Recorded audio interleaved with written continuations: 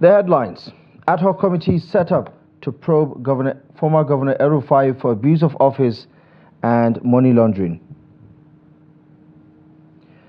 Kano High Court orders substituted service on Ganduje in bribery case. Federal government, labor, organized private sector resume wage talks after strike. On the foreign scene, body recovery effort called off at Papua New Guinea landslide site. Hello there, good evening and welcome to the news update on Trust TV. My name is Abdullahi Ahmed.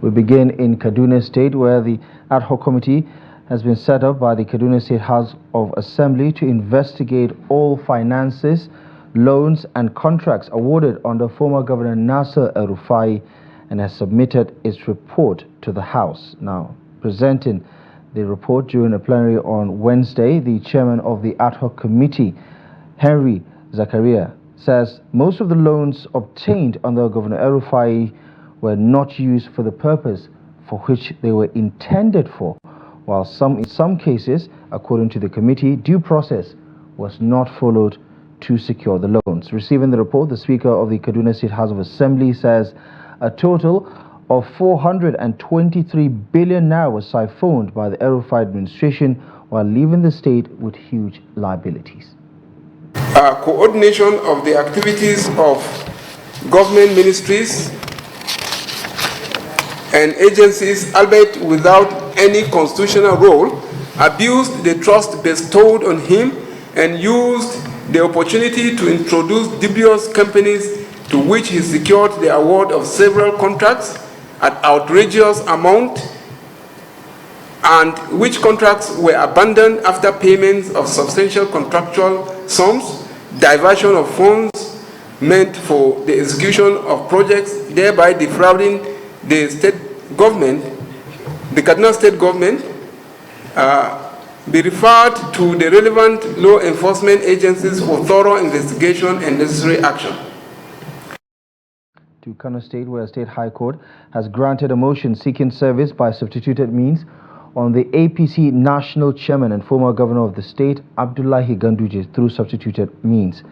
Now, Ganduje and 6 others are facing allegations of corruption, but the applicants failed to serve him with the court processes personally. He therefore sought the leave of the court to serve the defendants through other means. The presiding judge, Justice Amina Adamu, granted the application and has fixed July 11th to proceed to the hearing on the matter. See, what happened in the court today is that the prosecution has come with their application to expertise to serve some of the defendants with the charge in this case. However, Elana Sik has raised an objection to that on the ground that there is a motion on notice pending before the court seeking the same kind of orders. The court, after entertaining the expertise order, granted same and adjourned the matter further to the 11th, I think, 11th day, July 2024, yes, for hearing of the objection against the motion or the order just granted. In other court-related matters, the Federal High Court, sitting in Lagos on Wednesday, granted an order of interim forfeiture of properties valued at 11.14 billion naira linked to the embattled former central bank governor, Godwin Emefiele. Justice Chukwuejuku Eneke made the order sequel to a motion expertly filed and argued by the counsel to the Economic and Financial Crimes Commission, Senior Advocate of Nigeria Rotimi Oyedepo. The court ordered the interim forfeiture of the properties to the federal government of Nigeria. Oyedepo SN informed the court that Emefiele was suspected of having bought the choice properties by proxy, the proceeds of fraud. The properties are mostly located in highbrow parts of the Federal Capital Territory, Abuja. Justice Aneke ordered the EFCC to publish the order in the newspaper for any interested party to show cause, while the final order of forfeiture should not be made. The judge adjourned till 21st of June for the hearing of the motion for final forfeiture. The meeting of the Tripartite Committee on the new national minimum wage has reconvened in Abuja on Wednesday to continue negotiations over a new national minimum wage for Nigerian workers. In attendance were representatives of the federal government, including the Minister of Finance, Wale Edun, the Minister of National Planning, Budget and National Planning, Atiku Bagudu, and the Minister of Labor, State Labor, Nkiruka, with representatives of the Secretary to the Government of the Federation as well as the Head of Service of the Federation. On the side of the organized labor, the President of the Nigeria Labour Congress, Joe Ajero, and his counterpart in the Trade Union Congress, Festus Osifo, were also in attendance. Although none of the state governors were at the meeting, the Director General of the Nigeria Governors Forum, Abdul Latif Shitu, was in attendance.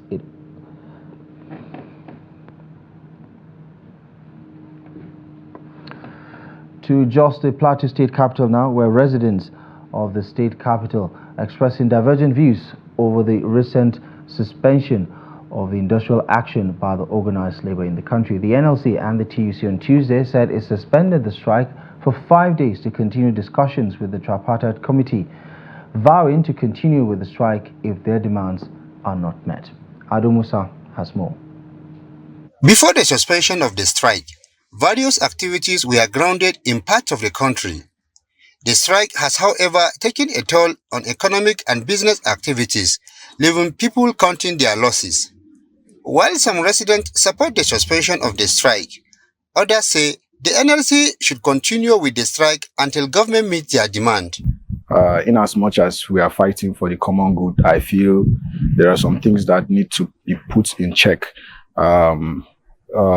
This strike is meant to bring together to favor the labor market, and for a fact we can see that it's affecting those in the private sector, those are doing private businesses, because paying or increasing the minimum wage to 400k, it won't solve the needs or the problems we have in the country. We have much more problems than that. If both the government and the Labour Congress can come into mutual agreement in which they can strike a balance while the strike can be called off, so that everybody can return back to their normal businesses, so that such as the electric power, they can resume back their work and we can have the power supply so we can able to do our work.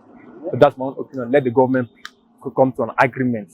Government and the labor, they should come to conclude, because we are very difficult in all our works, because our work are no longer moving as before because of the strike of the lights.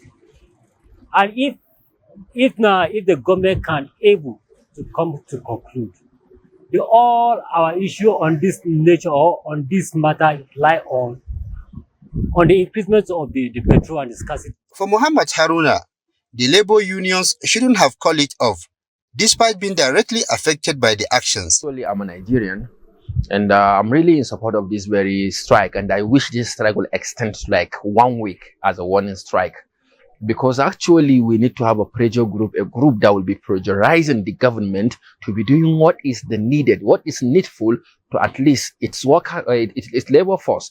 Now, can you imagine that a nation cannot be able to feed its labor force one day effectively or once a day effectively in a month, giving people 30,000 naira, where a meal is more than 2,000 naira per single meal? I'm kind of a person whereby I'm really in support of this very strike, and I wish the labor union will continue something such to pressurize the government on health, on education, on so many things. Nigerians are waiting to see if the Tripartite Committee will resolve their differences before the 5 days expiry date given by the organized labor. Ado Musa, Trust TV News, Jos.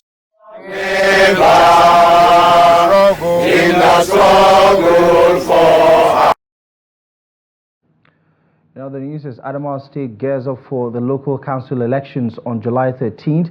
The People's Democratic Party has set the cost of its chairmanship nomination forms at 10 million naira. During a press briefing at the PDP Secretariat in Yola, the Adamawa State capital, the state chairman of the PDP, Tairi Shehu, expressed confidence in the state electoral body's ability to conduct free and fair council elections. Shehu announced that the sale of forms will commence on June 7th to June 12th, 2024, outlining additional activities planned in the lead-up to the council polls. Our nomination forms for the position of chairmanship is 9 million for a chairman. Expression of interest form is 1 million. For the councillors, nomination of forms is 100,000 and expression of interest is 120,000, making 120. Gentlemen, I can categorically tell you that both the party and the government has no interest on anybody from the chairmanship and councillorship. We made it open. Whoever wants to contest is free to go and do so.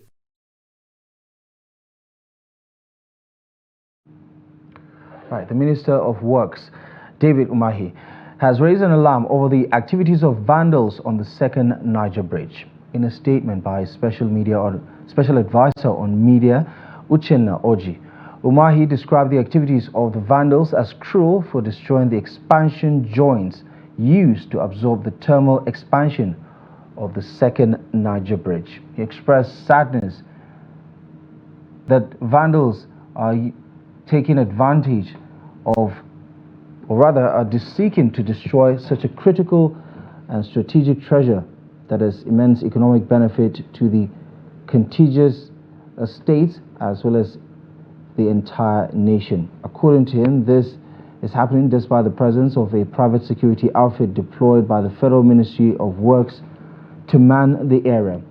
The minister promised to deploy more formidable security architecture to forestall further havoc on the facilities.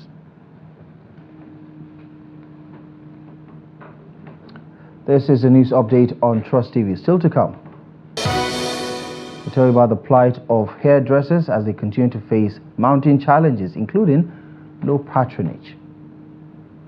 More on this and many other stories up ahead in just a moment. Welcome back to the news. Let's take another look at our top stories. Ad hoc committee set up to probe ElRufai for abuse of office and money laundering submits its report to the Kaduna State House. Kano High Court orders substituted service on Ganduje in bribery case. Now, Chairman of Amalgam Transport, operators of the popular park, the NTA Park in Jos, the Plateau State capital, has appealed to the Plateau State government to reconsider its move aimed at closing down the park, saying that the park has been useful as well as helping in contributing to the economic prosperity of the state in its 20 years of existence. Speaking on Wednesday on the matter, the chairman says there is a report that there is a likelihood of relocating the park or closing it down, but that such a decision should not apply to the operators of the park as they are a formidable private motor park and not a roadside establishment. Dixon Adama's report is presented from our studio. The chairman, who further explained that they pay tax to the government as well as other necessary levies, also said that they have contributed in checking insecurity in the state by arresting criminals, kidnappers and bandits alike with arms and ammunition and other dangerous weapons. According to him, they have been supporting the government in the developmental efforts of the state and are willing to do more, especially in the transportation sector, which is key in the development of any state or the nation at large. I met our lawyers. Our lawyers said, okay, since you had already, let us write to the local government. We write a passionate appeal to the local government, intimating them that we had on radio that NTA Motor Park is going to be relocated. Part of the parks that are going to be relocated. We said we are not NTA Motor Park, we are Amalgam Transport. We want to be sure what is happening. Up till today, we did not hear any reply from them. We wrote a letter to them. This is almost 37 years in working this mechanic. And it has been long that I always bring passenger or some of my boys. One day we always go outside to work. And before, even though sometimes before, we always take it to Bauchi Road side, which now sometimes we always scared, even though most especially if there is a crisis. But because I'm working in Angwarukuba area, so I prefer to bring anything down to NTA Park to take it to Abuja for me, because I know there is nothing like scared for me. So I'm just pleading to government that please, they should just look things about this park, the one they are saying they want to lock. Decision that the government is taking is not right. I think that the government should use this park because it has been helping a lot of people. Even me, it has been helping me. I'm a regular visitor of this park. I normally travel to this park, and I've been using this park for my logistic business for more than 5 years. They have been the one sending my waybills, and I've always received waybills from other states in NTA Park here. And the park is very good. We have even created an office that they can register waybill. In case if you want to send waybill, you can get the details of what you are sending and the driver's number and any other information that is needed. And they always travel fast. They don't have issues with their drivers or anybody around. The chairman stressed that government-owned parks can work hand in hand with the privately owned parks, just as there are government hospitals and private hospitals, as public-private partnerships are all needed to boost the economy. He said the park has created lots of employment opportunities for people, while the total investment sum in the park is over 500 million naira. Now, following the prevailing economic hardship in the country, hairdressers as well as other operators in the beauty care industry are expressing low patronage in Imo State. Nigerians now stay away from patronizing certain services due to their declining purchasing power. Trust TV's Ajibade Press has more. For many of the hairdressers and saloon owners in the state, the business is no longer as usual. Scarcity of funds and hardship in the economy has created low patronage as their customers no longer come very often. Like before now, if you come to my shop, place will be crowded, but now, due to the high cost of things in the market, people don't normally make hair these days.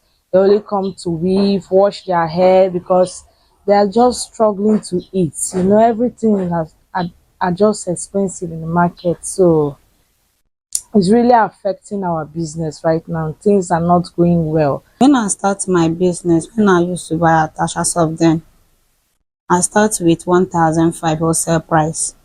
But now, wholesale price now is 3,300. So we are using only 200 naira to manage the business, which is not good. This hairstylist said in an ideal situation, women ought to make their hair monthly. But with the present day realities, lots of ladies have decided to carry their hair longer than usual.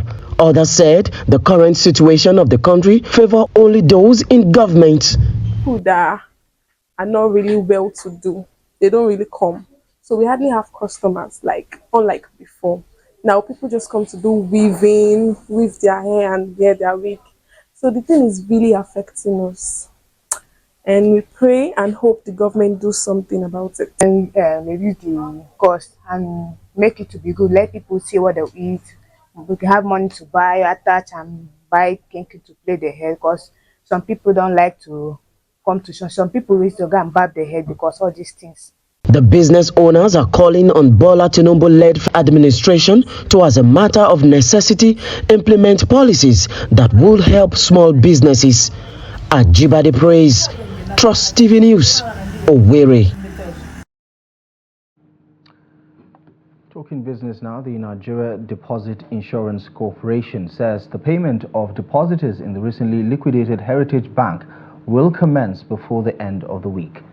The managing director of the NDIC, Bello Hassan, disclosed this in a briefing on the liquidation of the bank in Abuja on Tuesday. Hassan said the total bank deposit at Heritage Bank stands at 600 billion naira, while its loan portfolio stands at over 700 billion naira. He stated that the NDIC looks forward to ensuring the loan repayments within the next 6 months. The NDIC Managing Director says that all depositors are currently being verified for onward payment of insured benefit of 5 million naira, while depositors that insured deposits above 5 million naira will be paid upon the sale of the assets of the bank. The NDIC puts the total of depositors at the bank at 2.3 million, with 99% of the customers or depositors' total balances less than 5 million naira. To developments on the foreign scene, hundreds of villages feared buried in Papua New Guinea landslide would not be recovered, according to the military on Wednesday. Describing the disaster zone as too dangerous to operate in, Major Joe Aku said all efforts to recover bodies have been called off because of the danger of further landslides in the area, while adding that the recovery is non-negotiable at this stage. Aku, one of the leading military officers overseeing the site, declared the highland area a no-go zone that will be cordoned off to the community and authorities until further notice. Papua New Guinea is one of the world's most disaster-prone regions, and landslides are extremely common in its highlands. Initial Papua New Guinea government estimates said as many as 2,000 people may have been buried in the May 24th slide, although Aku said this number could be closer to 650. Only 9 bodies have been recovered, according to local health authorities. Let's talk sports now. The 2025 Africa Cup of Nations to be played in Morocco will now take place in January 2026. Now, the tournament will be delayed by 6 months as it clashes with the expanded 32-team Club World Cup. The AFCON 2025 was originally scheduled to take place in June, but the Club World Cup is set to be played in the United States from June 15 to July 13. CAF's General Secretary Veron Mosengo Omba said that AFCON would now be held in early 2026. Mosengo Omba highlighted concerns regarding player welfare, questioning the feasibility of players participating in both the Club World Cup as well as AFCON consecutively. Well, that's it. You're up to date with the latest news stories at this hour. Feel free to check back in a little later for more news update at 9. But for now, follow us across our social media platforms to stay in touch. Also, visit our website trusttv.com for the latest news and documentaries. My name is Abdullahi Ahmed. Thank you for your time. We'll see you soon.